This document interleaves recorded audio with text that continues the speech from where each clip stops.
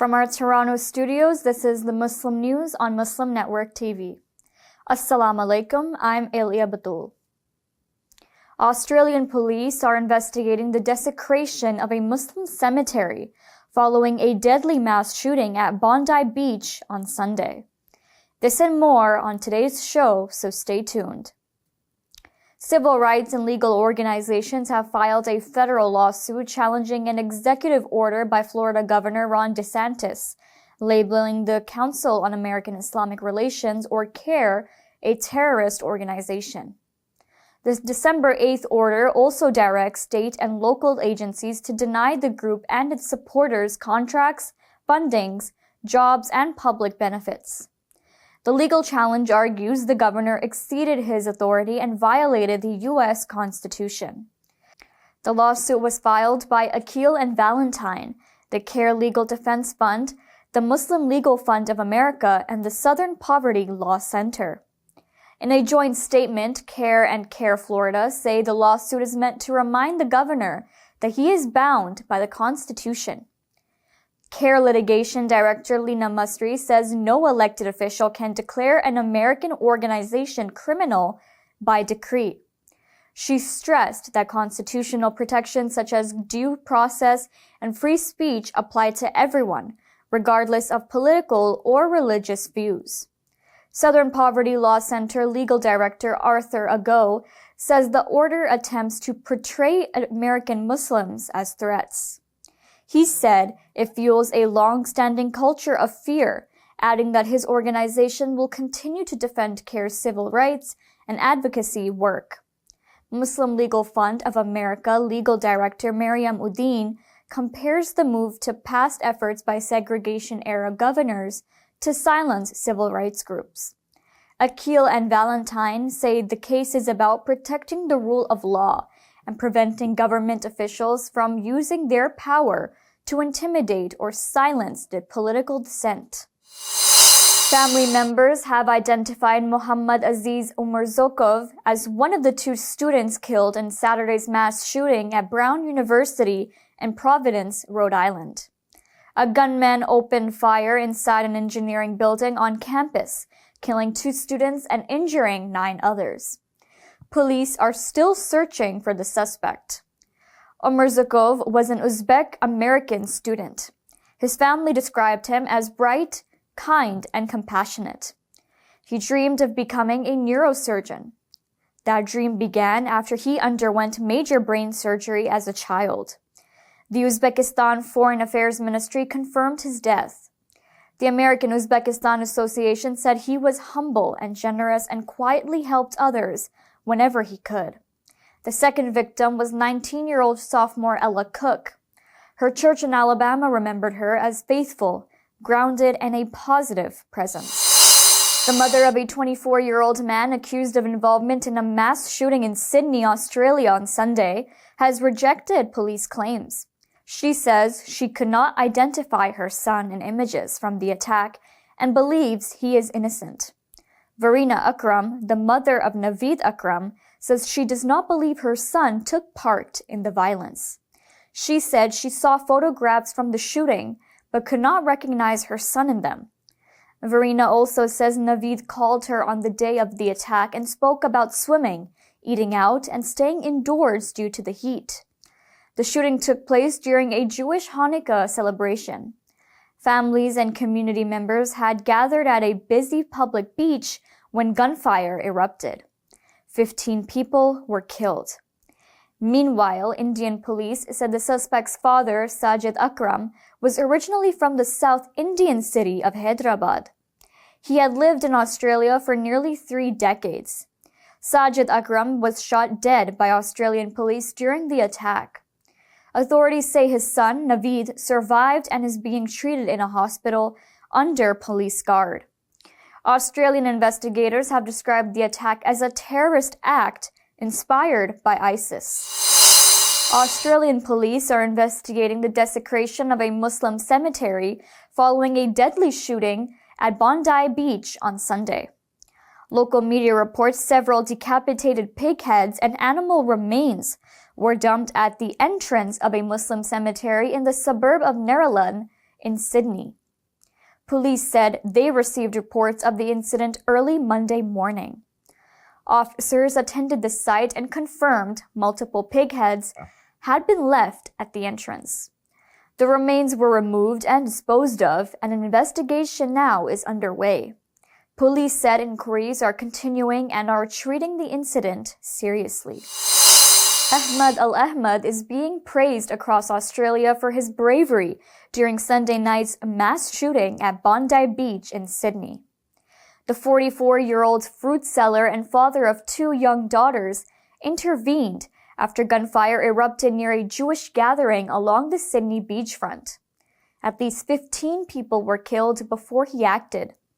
Witness videos show Al-Ahmed sprinting towards danger and wresting a gun from one of the attackers. Moments later, he was shot in the shoulder and arm by a second suspect.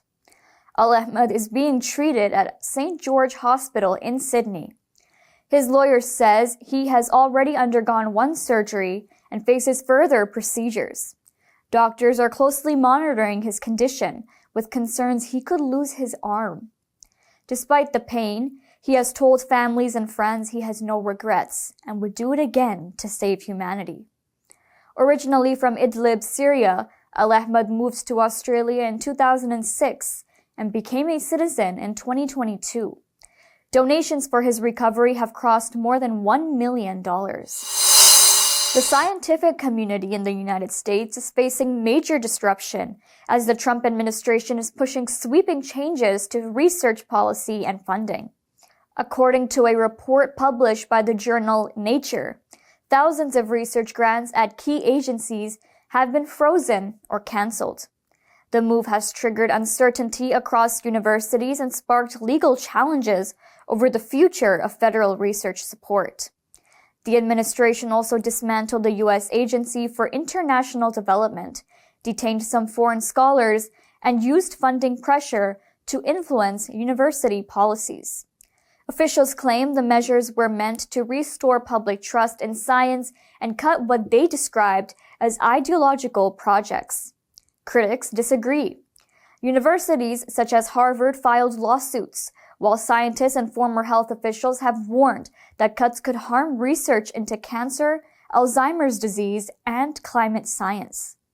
Health Secretary Robert Kennedy Jr. also has drawn sharp criticism over his views on vaccines that contradict scientific consensus. As tensions grow, countries including Canada, China, and several European states have begun actively recruiting affected U.S. researchers. This is raising concerns about a long-term brain drain. Senior Republican senator in the United States is facing sharp backlash over an anti-Muslim post on social media. Details coming up after the break.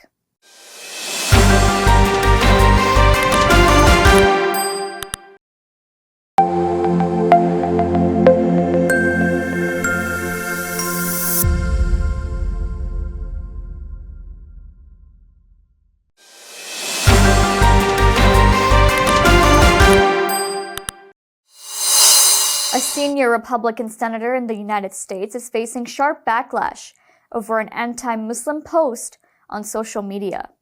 Senator Tommy Tuberville of Alabama has falsely claimed that Islam is not a religion but a cult. He has also called for Muslims to be sent out of the country. The comments followed a deadly shooting at a Hanukkah event in Sydney, Australia on Sunday. Civil rights organizations have condemned the remarks as dangerous and unconstitutional. They compared the rhetoric to America's segregational past. Democratic leaders said anti-Semitism cannot be answered with Islamophobia, warning that such language fuels more violence. Lawmakers from several states described the comments as un-American. Immigration advocates said calls for religious expulsion violate the First Amendment. Several observers say the senator is unfit for public office. They have urged formal censure and accountability. Black farmers across the United States are rejecting President Donald Trump's new $12 billion federal farm aid plan. They say the program repeats long-standing patterns of discrimination. The Black Farmers and Agriculturalists Association announced it will not participate in the Farmer Bridge Assistance Program. The group usually supports relief efforts for farmers.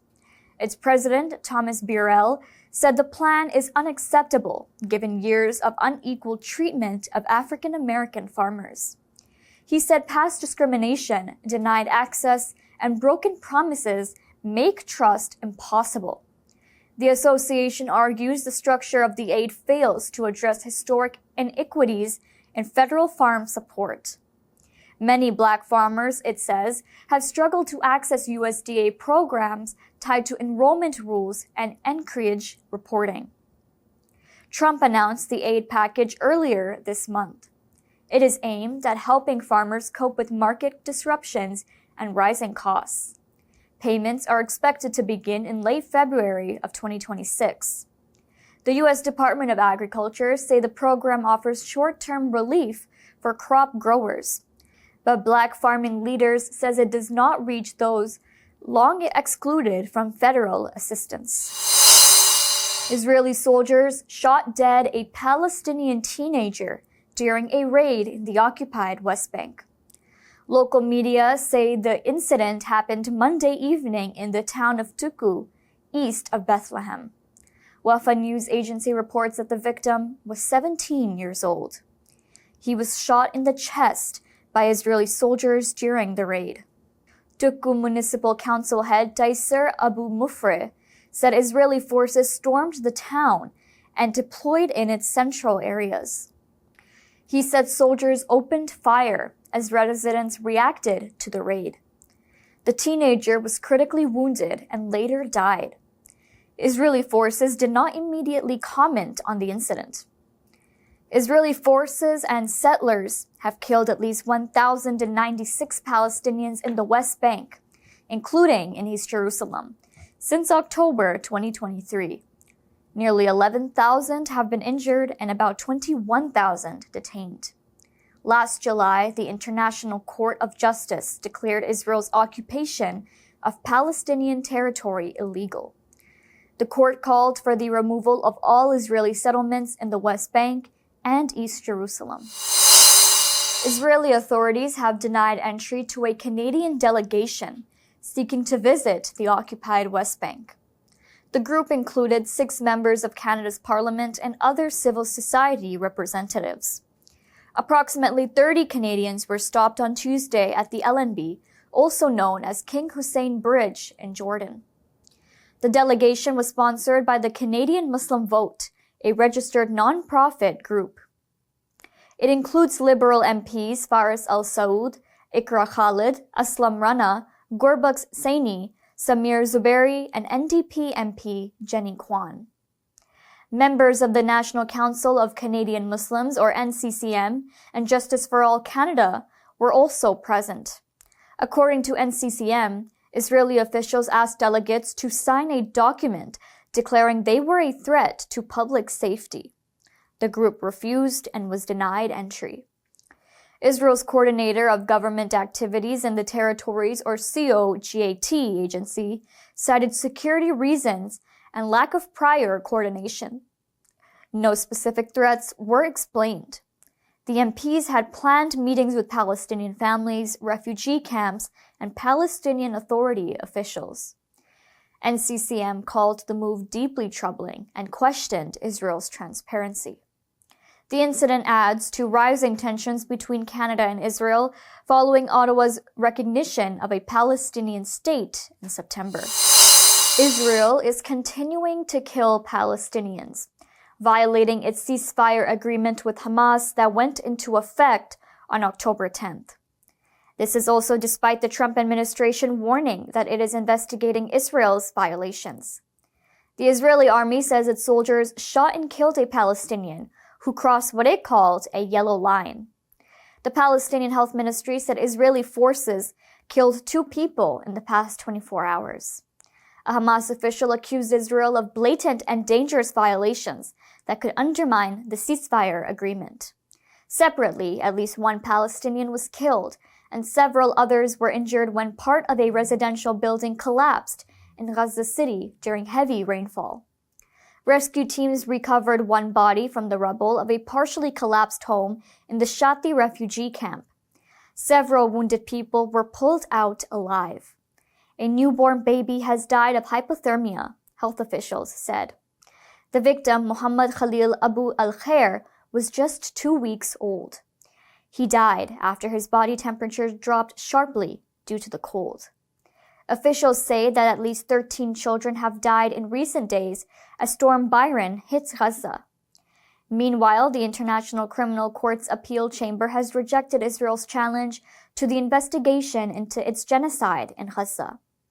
The ruling keeps arrest warrants in place for Prime Minister Benjamin Netanyahu and former Defense Minister Yoav Gallant. Israel's genocide has killed at least 70,667 Palestinians and wounded more than 171,000 since October 2023. Israel has released 10 Palestinian detainees from Gaza under the ongoing ceasefire and prisoner exchange agreement with Hamas. The men were freed on Monday at the Kerem Abu Salam crossing in southern Gaza after months in Israeli custody. The prisoners' information office in Gaza says their health condition was not immediately disclosed. The detainees were transferred by the International Committee of the Red Cross, or ICRC, to Al-Aqsa Martyrs Hospital in Deir al-Balah for medical examinations. The ICRC coordinated the transfer and oversaw the handover process. Earlier groups of Palestinians released by Israel has shown signs of severe abuse. Many were malnourished. Others reported injuries linked to torture and prolonged ill treatment. Under the ceasefire deal, Israel released nearly 2,000 prisoners on October 13th, including about 1,700 from Gaza. Most arrived in poor health. Palestinian figures say at least 86 detainees have died in Israeli custody since October 2023, while rights groups put the toll at more than 100. Authorities estimate that more than 9,300 Palestinians remain imprisoned, including women and children. The ceasefire took effect on October 10th, halting Israel's genocide in attacks that killed more than 70,000 Palestinians. However, since then, Israel has violated the agreement more than 500 times, killing at least 356 Palestinians, according to the group Genocide Watch. Phase 1 of the deal includes prisoner exchanges, with negotiations on the next phase still contested. UNICEF is warning of a sharp rise in child displacement in Eastern Democratic Republic of Congo, as renewed fighting forces families to flee. UNICEF is warning of a sharp rise in child displacement in Eastern Democratic Republic of Congo, as renewed fighting forces families to flee. The UN agency says more than 100,000 children have been displaced since the latest escalation began earlier this month. Since December 1st, intense clashes have uprooted more than 500,000 people in the province of South Kivu alone. Children account for a large share of those fleeing. UNICEF says hundreds have been killed since December 2nd, including children. 4 students were killed, 6 injured, and at least 7 schools were attacked or damaged. Families are fleeing within Congo and across borders. More than 50,000 people crossed into Burundi between December 6th and 11th. Nearly half were children. More are expected. The violence comes despite a U.S.-brokered Congo-Rwanda peace deal signed in Washington in June. The M23 rebel group has expanded its presence in South Kivu. The United States says Rwanda's actions violate the Washington Agreement and warns that it will take action if commitments are not honored. Indonesia's Islamic banking sector has reached a historic high, with total assets surpassing $65 billion as of October. According to the country's Financial Services Authority, or OJK, this is the strongest performance since Sharia banking was introduced in the world's largest Muslim country. Asset growth stood at more than 11% year-on-year, signaling rising confidence in Islamic finance. Islamic bank financing climbed to about $43.5 billion, while customer deposits rose to nearly $52 billion, both the highest levels ever recorded for the sector. The OJK says the surge reflects progress under Indonesia's long-term Islamic finance roadmap. However, despite rapid expansion, Sharia banks still hold only about 7% of Indonesia's total banking assets. Regulators say stronger capital, innovation, and consolidation are key to closing that gap and widening financial inclusion. That is all from our Toronto studios. Thank you for watching Muslim News. We are a community channel dedicated to bringing you stories you can trust. Please like, share, and subscribe to our content. You can also comment to let us know what you think of our coverage. You can donate now by visiting muslimnetwork.tv/donate. For more content, keep watching Muslim Network TV. Salam.